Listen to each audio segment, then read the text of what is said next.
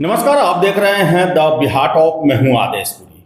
बात करेंगे हम इस वीडियो में बीपीएससी 17वीं मेंस रिजल्ट और एईडीओ परीक्षा को लेकर आयोग के द्वारा संभावित तिथियां दी गई हैं। उसको वो तिथियां जो हैं वो अन्य परीक्षा से टकरा रही है। इसको लेकर हम बात करेंगे क्योंकि बहुत सारे छात्रों के द्वारा मैसेज, फोन और कमेंट्स आए हैं। सबसे पहले 17वीं मेंस रिजल्ट को लेकर बता दें, रिजल्ट का काउंटडाउन कल से शुरू है। अब बताया आपको कि हमने आपको आज दिन में वीडियो किया था, बताया था कि शाम तक क्लियर हो पाएगा, लेकिन कोई स्पष्ट जानकारी जो है हमें निकल के नहीं मिल पाई है। तो ये मान के चलते हैं कल भी संभावना है, कल की संभावना से इनकार नहीं किया जा सकता।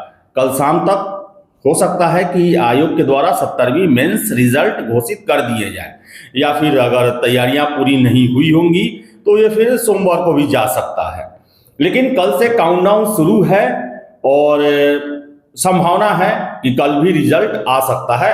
कोशिश करेंगे कल दिन में भी आपको हम अपडेट दें इसको लेकर। इसके बाद बात करें एईडीओ को लेकर, नोटिस आया। नोटिस के बाद से चर्चा बना हुआ है।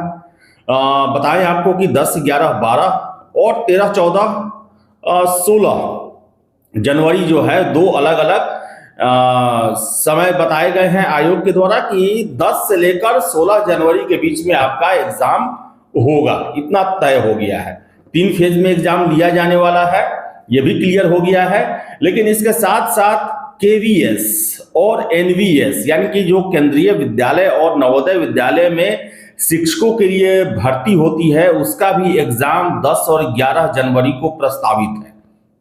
और ऐसे में बहुत बड़ी संख्या में शिक्षक अभ्यर्थी भी हैं जो कि इस परीक्षा के लिए, एईडीओ के लिए और प्लस केवीएस और एनवीएस के लिए भी अप्लाई किए हुए, और उनका यही कहना है कि चूंकि एक तरह से देखा जाए तो शिक्षा से ही जुड़ा हुआ यह भर्ती है, तो कम से कम आयोग को इन तिथियों पर विचार जरूर करना चाहिए। यानी कि 13, 14 और 16 का जो डेट रखा गया है उस पर ही ज्यादा फोकस रहना चाहिए। लेकिन 10, 11 को जो केवीएस, एनवीएस जो शिक्षक भर्ती है उसे कंसीडर करना चाहिए, क्योंकि ये ऑल इंडिया वाइज एग्जाम है और पहले से इसके डेट जब दिए हुए हैं तो आयोग को जरूर इस पर विचार करना चाहिए ताकि छात्रों को दोनों परीक्षा में शामिल होने का मौका मिल सके।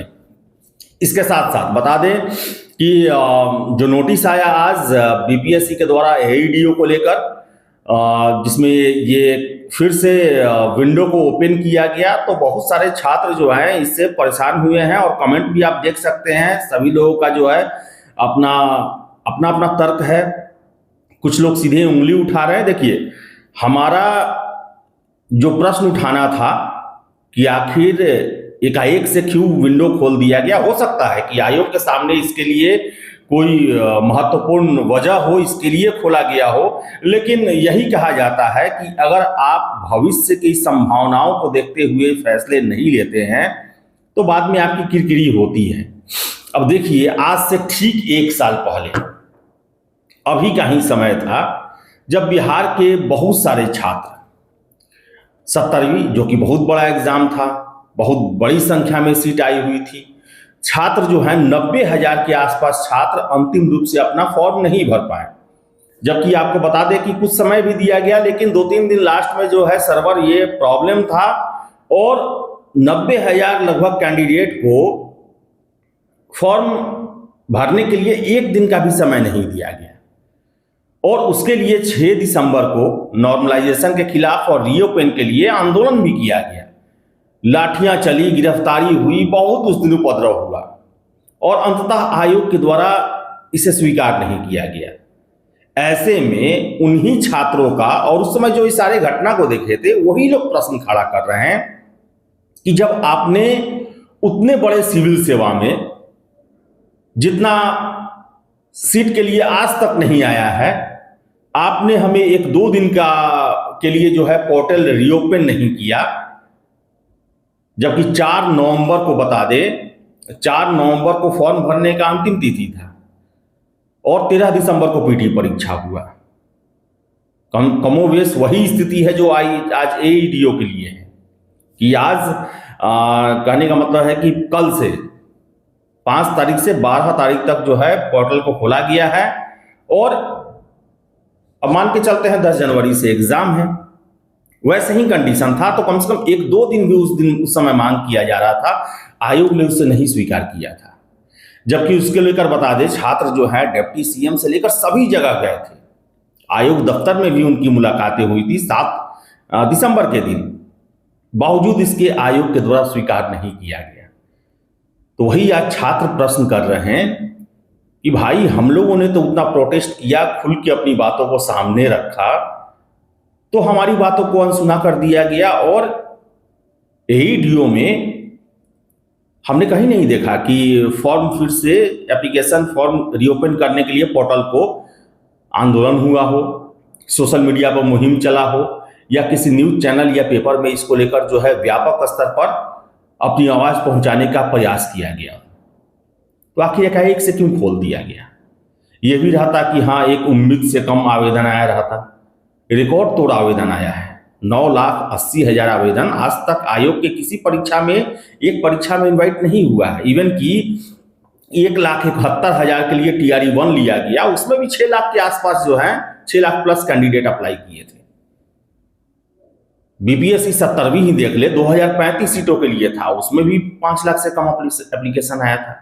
इसमें 9,80,000 आया, बावजूद इसके आप पोर्टल को खोलते हैं तो इस पर तो छात्रों की नाराजगी होगी ही, और प्रश्न तो उठेगा ही कि 1 साल पहले कमोवेश वो सारे लोग आज भी वही हैं जो पिछले साल थे।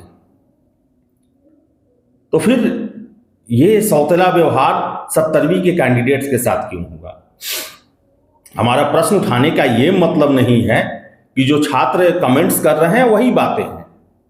हो सकता है कि आयोग के सामने ऐसे वाजिब वजह हो जिसमें 7 दिनों के लिए पोर्टल खोलना नितांत आवश्यक हो सकता है, हम इससे इनकार नहीं कर सकते हैं। हम कोई धांधली या गड़बड़ी का आरोप नहीं लगा रहे हैं, बल्कि ये तो प्रश्न पूछा जा रहा है कि आपने पिछले साल क्यों अनसुना कर दिया, और इस साल आपने 1 हफ्ते का समय, फॉर्म फिलअप जो समय सीमा है खत्म होने के लगभग तो 2.5 महीने बाद आपने फिर से क्यों दे दिया? ये प्रश्न खड़ा होता है। और प्रश्न खड़ा होने का मतलब ये नहीं है कि हम आप पर आरोप लगा रहे हैं, आपको दोषी ठहरा रहे हैं, इसका मतलब ये नहीं होता है। प्रश्न तो प्रश्न होता है। आखिर आप ही सोचिए, जो छात्र फॉर्म नहीं भर पाए होंगे 70वीं में, वो तो आज कह रहे हैं, हमारे पास दर्जनों ऐसे फोन आए हैं, सैकड़ों जो हैं कमेंट हैं, मैसेज है कि क्यों किया गया। आखिर हम लोग की भावनाओं को और हम लोग की इमोशन को उस समय क्यों नहीं समझा गया? अगर एक परिपाटी आयोग के द्वारा बनाया गया पिछले साल, तो उसे कम से कम कायम तो रखना चाहिए। हाँ, बहुत समय हो जाता, नए लोग आ जाते तो उस समय मानते कि भाई नया लोग, नए तरीके का अपना SOP सब कुछ बना, लेकिन इस पर तो ज्यादा समय भी नहीं हुआ है। पिछले ही साल इस समय की ये घटना है। हो सकता है, इससे हम इनकार नहीं कर सकते हैं कि बहुत वाजिब वजह हो जिसके कारण जो है फिर से पोर्टल खोलने का ये किया गया। हो सकता है कि बीपीएससी के पास अनेक पत्र या मेल आए हों, या छात्र उनसे जाके मिले हों, शोर शराबा नहीं किए, आंदोलन नहीं किए, लेकिन जाके मिले हों, इसके वजह से वो फैसला लिए होंगे, लेकिन चर्चा इसकी नहीं थी। क्या आपने सोचा था कि चेयरमैन को कुछ दिन पहले ही कंट्रोलर साहब का एक इंटरव्यू आया जिसमें उन्होंने बताया था कि दिसंबर प्रथम सप्ताह में हम, जो समिति होता है उनका जो एग्जामिनेशन डेट तय करता है, उनकी बैठक होगी और हम डेट जो है वो जनवरी को लेकर घोषित कर देंगे। और वैसा हुआ भी, लेकिन किसी ने आशा नहीं किया था कि विंडो खोला जाएगा। और पिछले साल आपको याद होगा कि उन कैंडिडेट के लिए जो कि 90,000 के आसपास थे, जो अंतिम रूप से फॉर्म नहीं भर पाए थे, उनको नॉन सीरियस करार दिया गया था कि वो सीरियस नहीं है, कि आप अंतिम समय में फॉर्म फिलअप करने जाते हैं, 1 महीने का समय मिला, आप नॉन सीरियस हैं। लेकिन अभी जो समय मिला है जिन लोगों को, ऐसा नहीं है कि उनका ग्रेजुएशन छूटा हुआ था या उनका फिर प्रमाण पत्र नहीं बन पाया था। ये सारी शर्तें जो हैं, जब फॉर्म आया था उसी समय तक के लिए है, केवल एक्स्ट्रा फॉर्म भरने का समय दिया गया है। तो भाई ये कैसे सीरियस कैंडिडेट थे कि 1-1.25 महीना फॉर्म भरने का समय दिया गया था, उस समय ये क्या कर रहे थे आखिर ये, कि 2.5 महीने बाद इनकी मांग को स्वीकार कर लिया गया? तो ये तो प्रश्न तो खड़ा होता ही है। और ताजा ताजा मामला है, 70वीं अभी चल ही रहा है, उसका तो मेंस का ही रिजल्ट आने वाला है, तो छात्र भूले भी नहीं है इन बातों को। जब जब 70वीं याद आएगा, जो फॉर्म नहीं डाले होंगे उनका दर्द जरूर उभरेगा। तो चलिए, अब आयोग ने फैसला लिया है, कोई वजह तो होगा ही, और जो छात्र नहीं फॉर्म भर पाए थे उनके लिए शुभकामना है कि आपको मौका मिला, फॉर्म डालें और अच्छा से अच्छा प्रदर्शन करें। कंपटीशन काफ़ी टफ होगा, क्योंकि 10 लाख अब कैंडिडेट तो हो ही जाएंगे, अब 10 लाख प्लस ही होंगे, तो कंपटीशन भी काफ़ी टफ होने वाला है। तो इसके लिए खुद को तैयारी में झोंक दें, अच्छे से पढ़ाई करें, और 1 महीने 100 महीने ही बचा हुआ है, तो बहुत ही स्पेशलाइज्ड अध्ययन करने का जरूरत है, और प्रैक्टिस में भी आपको बने रहना है, क्योंकि मैथ और रीजनिंग है। समय रहते जितना अच्छा परफॉर्मेंस करेंगे वही आपके लिए अंततः फायदेमंद होगा। हालांकि स्केलिंग किया जाएगा इसमें, और स्केलिंग बहुत लंबा चौड़ा प्रक्रिया है, और उसके हिसाब से ही, लेकिन अंततः आपका परफॉर्मेंस ही, कोई भी विधि हो, अच्छा परफॉर्मेंस करने वाले छात्र ही अंततः सेलेक्ट होते हैं, इतना तो तय है। तो चलिए, और शुभकामना है आपको, आप एग्जाम की तैयारी करें। हर एक अपडेट आपको हम देते आए हैं, आगे भी देते रहेंगे। फिलहाल इस वीडियो में इतना ही। बहुत बहुत धन्यवाद।